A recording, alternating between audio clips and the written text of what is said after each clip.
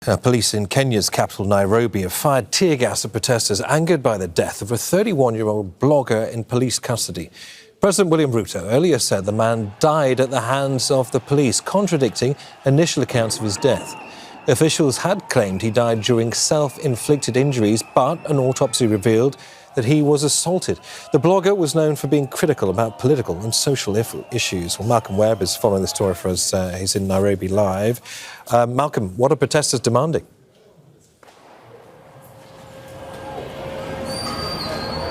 Well, I'm going to step aside so we can take a look at what's going on. The police officers here have been trying to break up angry crowds using tear gas.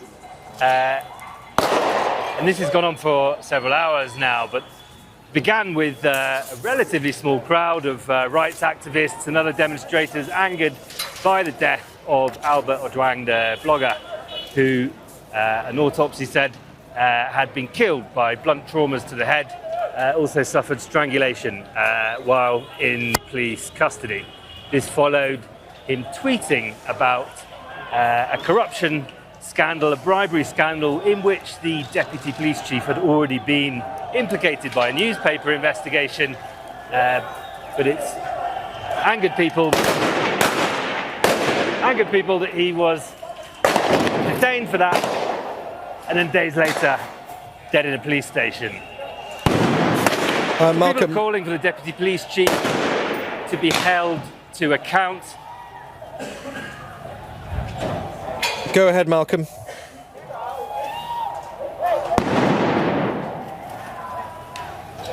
if we can take a look up here, we can see some of those demonstrators.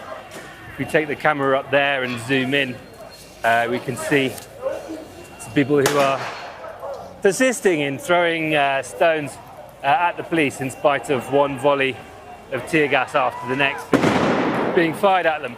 Yeah, there were calls for the deputy police chief to resign, people saying he should be investigated, he should be tried. President William Ruto has called for investigations, but one of the reasons this is making people so angry is because of the spate of what rights groups say have been extrajudicial killings, disappearances and arrests that began a year ago when these very streets were filled with many thousands of protesters who were demonstrating against the government plan to increase taxes. And that also prompted demonstrators to campaign against corruption and led to widespread demands for President William Ruto to step down.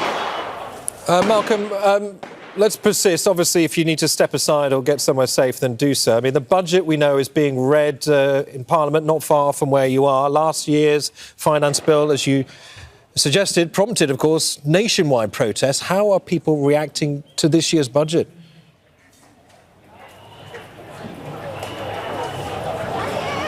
Well, this year's budget doesn't propose the same kind of significant tax hikes that last year's initial proposed budget did, although there are some tax increases and some changes to taxation methods, but there have been objections to it expressed because of excessive data collection by the Revenue Authority.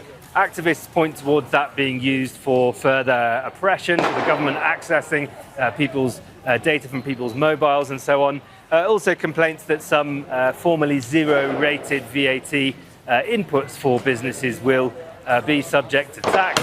And that's going to, concern is that'll put prices up for consumers.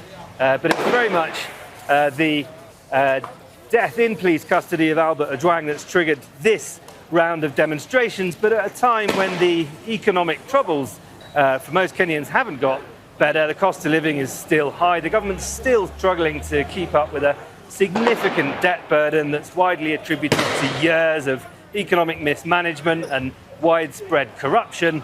And then this also comes at a time that revenue collections are down in spite of taxes going up.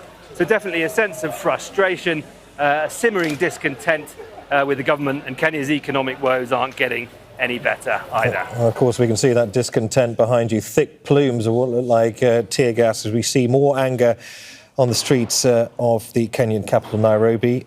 Malcolm, many thanks for the update. Malcolm Webb.